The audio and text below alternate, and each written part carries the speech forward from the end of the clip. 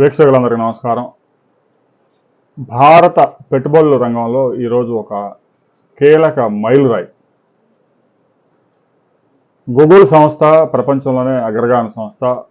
America, Europe తర్వాత అతిపెద్ద data centre విశాఖపట్నంలో ఏర్పాటు చేయాలని నిర్ణయించుకుంది.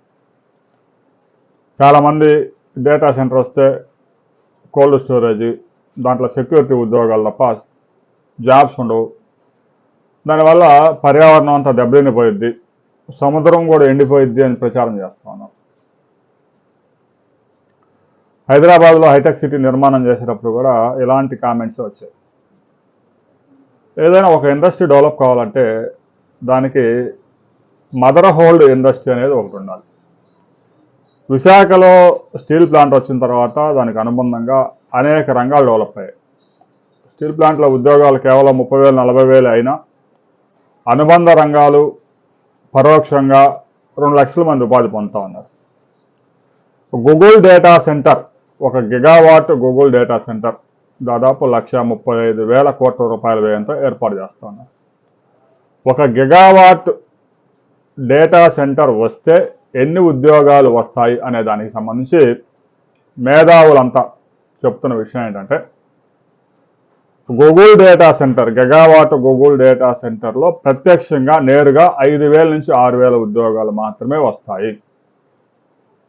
అయితే అవన్నీ కూడా హై ఎండ్ ఉద్యోగాలు.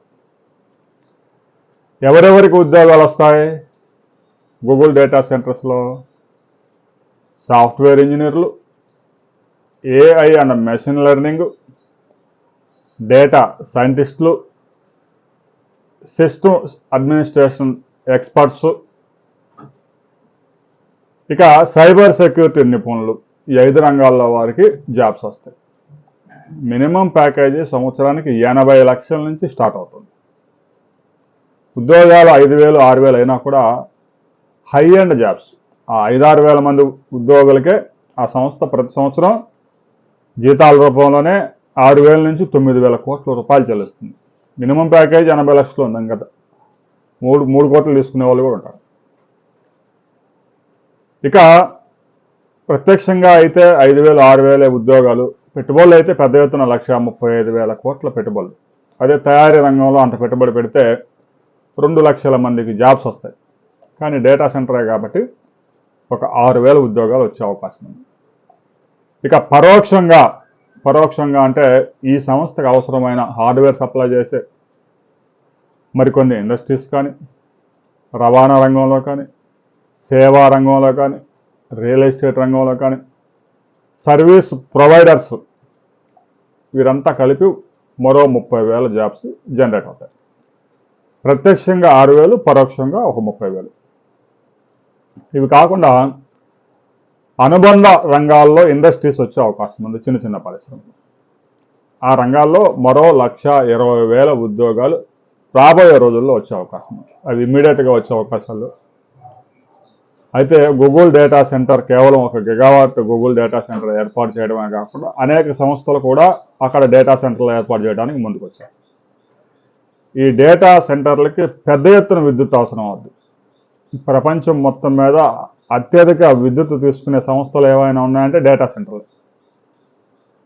బయట వాతావరణం ఎలా ఉన్నా డేటా సెంటర్లో ప్రాసెసర్లు అత్యంత వేగంతో పనిచేస్తూ హీట్ ఎక్కుతూ ఉంటాయి. వాటిని కూల్ చేసేందుకు టెంపరేచర్స్ చాలా తక్కువ టెంపరేచర్ 0కి తీసుకెళ్తారు. దాంతో పెద్ద ఎత్తున విద్యుత్ వినియోగం అవుతుంది.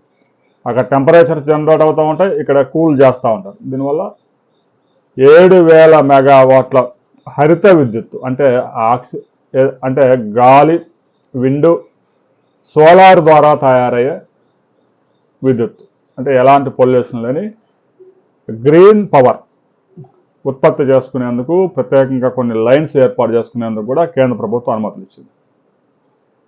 ఇక రాబోయే రోజుల్లో విశాఖ నగరం డేటా సెంటర్లకి హబ్గా తయారు కాబోతా ఉంది. మరో 4-5 నెలల్లో భోగాపురం ఎయిర్పోర్ట్ కూడా అందుబాటులోకి రాబోతా ఉంది. ఇంటర్నేషనల్ ఎయిర్పోర్ట్ కాబట్టి ఇక ఆడ ఎంఎన్సీ కంపెనీలు రావడానికి మార్గం సుగమైంది. ఇంటర్నేషనల్ ఎయిర్పోర్ట్ లేకుండా ఎంఎన్సీ కంపెనీలు అడుగు కూడా పెట్టరు. హైదరాబాద్ నగరం ఆ స్థాయిలో అభివృద్ధి చెందింది అంటే శంషాబాద్ ఎయిర్పోర్ట్ గతంలో బేగంపేట ఎయిర్పోర్ట్ ఉండేది, కానీ దేశీయ ప్రయాణాలు కొద్దిగా దుబాయ్ లాంటి దేశాలకు విమానాలు ఉండేవి. శంషాబాద్ ఎయిర్పోర్ట్ వచ్చిన తర్వాత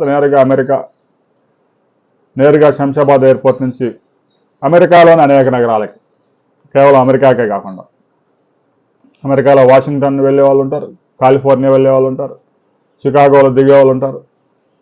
అందువల్ల నేరుగా వారి నివసించే నగరానికే శంషాబాద్ ఎయిర్పోర్ట్ నుంచి విమానాలు నడుస్తాయి. అందువల్ల హైదరాబాద్ నగరానికి కనెక్టివిటీ ఇంటర్నేషనల్ అయింది. విశాఖ నగరానికి కూడా మరో 4-5 నెలల్లో భోగాపురం ఎయిర్పోర్ట్ అందుబాటులోకి వస్తే అలాంటి కనెక్టివిటీ అందుబాటులోకి వస్తుంది. ఇక గూగుల్ డేటా సెంటర్ విశాఖ నగరాన్ని ఎంచుకున్న తర్వాత మిగతా డేటా సెంటర్లు ఏర్పాటు చేసేవాళ్ళు ఇక ఎలాంటి బెనుకు లేకుండా అక్కడ పెట్టుబడులు పెట్టేందుకు ముందుకు వస్తూ ఉన్నారు. ఎందుకంటే గూగుల్ డేటా సెంటర్ ఏర్పాటు చేసేటప్పుడే ఒక స్ట్రాటజిక్ లొకేషన్ వాళ్ళు ఫైండ్ అవుట్ చేయడానికి దాదాపు 12 దేశాల్లో పరిశోధన చేశారు, ఎక్కడ పెడితే బాగుంటుందని. భారతదేశంలోని పశ్చిమ తీరాన్ని కూడా పరిశీలించారు, ముంబై లాంటి నగరం, మంగళూరు, కొచ్చిన్ అలాంటి ప్రాంతాలు కూడా. కానీ భారతదేశ తూర్పు ప్రాంతంలో ఏర్పాటు చేస్తే ఏషియన్ టైగర్స్గా పిలువబడుతున్న దేశాలు ఏవైతే సింగపూర్, మలేషియా, ఇండోనేషియా ఇలాంటి బాగా అభివృద్ధి చెందినవి కొన్ని, చెందుతూ ఉన్నవి కొన్ని దేశాలకి కనెక్టివిటీ బాగా పెరుగుతుంది. ఆయా దేశాల్లో సింగపూర్ లాంటి దేశాల్లో జీసీసీలు ఎక్కువగా ఉన్నాయి. సముద్ర మార్గం ద్వారా కేబుల్ వేసుకోవచ్చు, డేటా కేబుల్.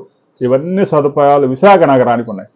మరి చెన్నైకి కూడా ఉన్నాయిగా, చెన్నైలో ఇన్వెస్ట్మెంట్ ఎందుకు చేయలేదు అంటే ఆంధ్రప్రదేశ్ ప్రభుత్వం అనుసరిస్తున్న ఈజీ బిజినెస్ పాలసీ, ప్రభుత్వం అందిస్తున్న రాయితీలు, కేవలం ఆంధ్రప్రదేశ్ ప్రభుత్వం అందిస్తున్న రాయితీలే కాకుండా కేంద్రం నుంచి రావాల్సిన అనుమతుల విషయంలో కూడా ఆంధ్రప్రదేశ్ ప్రభుత్వం పెద్ద ఎత్తున ఆ సంస్థలకు సాయం చేస్తూ ఉంది. ఆంధ్రప్రదేశ్ ప్రభుత్వానికి ఉన్న కేంద్రంలో ఉన్న బలమైన పలుకుబడి, ఎందుకంటే ఆంధ్రప్రదేశ్లో ఉన్న ఎంపీలు, కూటమి ప్రభుత్వ ఎంపీలతోనే కేంద్రం నడుస్తూ ఉంది. అందువల్ల ఏది అడిగినా కూడా ఢిల్లీలో గబాల పని అయిపోతా ఉంది. గూగుల్ డేటా సెంటర్కి సంబంధించిన పర్యావరణ అనుమతులు కూడా 3 నెలల్లో తీసుకొచ్చారంటే ఎంత వర్క్ జరిగిందో మీరు అర్థం చేసుకోవచ్చు. ArcelorMittal 1,45,000 కోట్ల రూపాయలు ఇన్వెస్ట్ చేయడానికి 6 రాష్ట్రాలు వదిలేసి ఆంధ్రప్రదేశ్కి వచ్చారు అంటే అర్థం చేసుకోవచ్చు. పర్యావరణ అనుమతులు అంటేనే 3-4 సంవత్సరాలు, 10 సంవత్సరాలకు కూడా రావు. అలాంటిది 4-5 నెలల్లో అనుమతులు అన్నీ తీసుకురాగలుగుతూ ఉన్నారు. దీంతో పెద్ద పెద్ద ఇండస్ట్రీస్, అతి భారీ ఇండస్ట్రీస్ కూడా విశాఖపట్నానికి, ముఖ్యంగా ఆంధ్రప్రదేశ్లో పెట్టుబడి పెట్టడానికి ముందుకు వస్తాను. గూగుల్ డేటా సెంటర్ ద్వారా నేరుగా ఉద్యోగాలు అయితే, లక్షలాది ఉద్యోగాలు అయితే ఉండవు, కానీ అక్కడ క్రియేట్ అయ్యే ఎన్విరాన్మెంట్ ద్వారా వచ్చే ఇతర కంపెనీల ద్వారా పెద్ద ఎత్తున జాబ్స్ వచ్చే అవకాశం ఉంది. దీనికి సంబంధించి నిపుణులు, మేధావులు, సాఫ్ట్వేర్ ఇంజనీర్లు, ఇప్పటికే డేటా సెంటర్లో పనిచేస్తున్న అనుభవం కలిగిన వారు, మీ అభిప్రాయాలు కూడా కామెంట్ చేయండి. మన వీక్షకులందరికీ కూడా దాన్ని అప్డేట్ చేద్దాం.